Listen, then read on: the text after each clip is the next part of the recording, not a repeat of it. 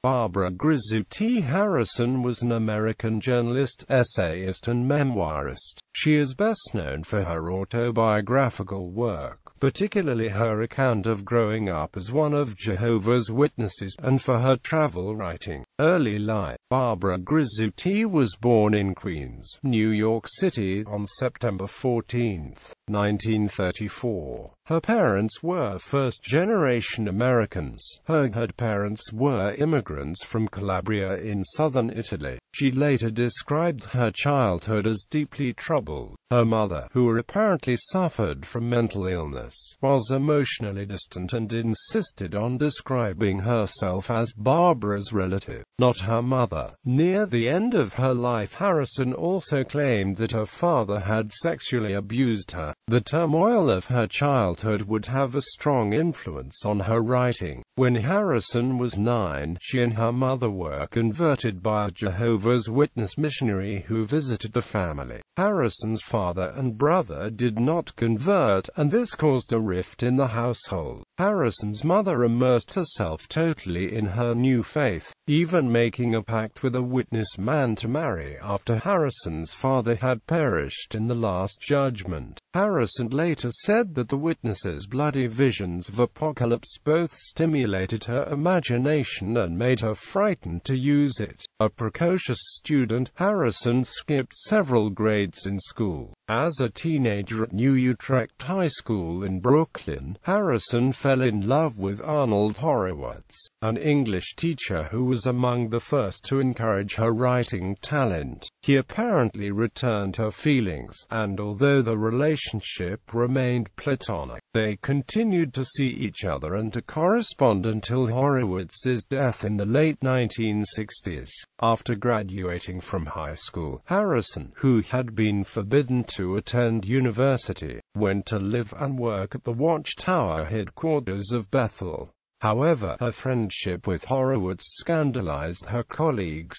Nathan H. Knorr, then head of the Watchtower Society, told Harrison to stop seeing Horowitz, but she was unable to do so. The relationship was but one symptom of a growing conflict between Harrison's faith and her artistic sensibilities, which eventually led to a nervous breakdown. At age 22, Harrison left Bethel, and very shortly afterward she renounced her faith altogether. Harrison found work as a publisher's secretary and became involved in the bohemian life of Greenwich Village. She had a turbulent 3-year affair with an African-American jazz trumpeter whom she never publicly named. Through him, Harrison associated with many of the leading jazz musicians of the day, including Ben Webster, Billie Holiday and Frank Sinatra. Jazzman, as Harrison called her lover in her autobiography, would come back into her life nearly 40 years later. The two would resume their affair with undiminished passion and conflict until a second, and final, breakup.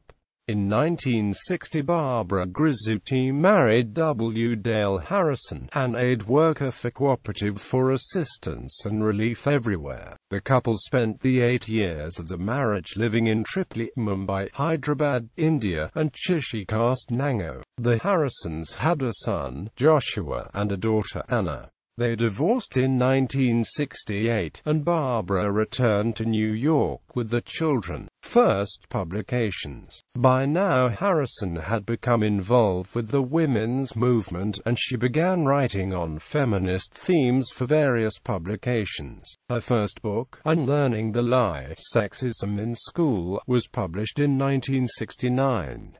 Harrison was one of the first contributors to Ms. magazine. Harrison became nationally known in 1978 when she published Visions of Glory, A History and a Memory of Jehovah's Witnesses, which combined childhood memoirs with a history of the Jehovah's Witness movement. Although Harrison expressed admiration for individual witnesses and wrote sympathetically of the persecution, she portrayed the faith itself as harsh and tyrannical, racist and sexist. Harrison was an agnostic when she began Visions of Glory, but while writing it she experienced a spiritual epiphany and converted to Catholicism. Her conversion became the subject of the book's last chapter. Harrison drew much of her spirituality from the Catholic worker movement and from the medieval female mystics, journalism, travel writing and fiction. Harrison wrote for many of the leading periodicals of her time, including the New York Times, the Los Angeles Times, the New Republic, Harper's, the Atlantic Monthly, the Village Voice, the Nation, Ladies' Home Journal, and Mother Jones magazine. Among the people she interviewed were Red Barber, Mario Cuomo, Jane Fonda, Gore Vidal, Joan Didion, Francis Ford Coppola, Nadia Comaneci, Alessandra Mussolini and Barbara Bush. Because of her background, Harrison was often asked to write about movements that were perceived to be cults. She described families affected by the Unification Church and the Northeast Kingdom Community Church, and reported on the U.S. government's deadly standoff with the Branch Davidians in Waco, Texas.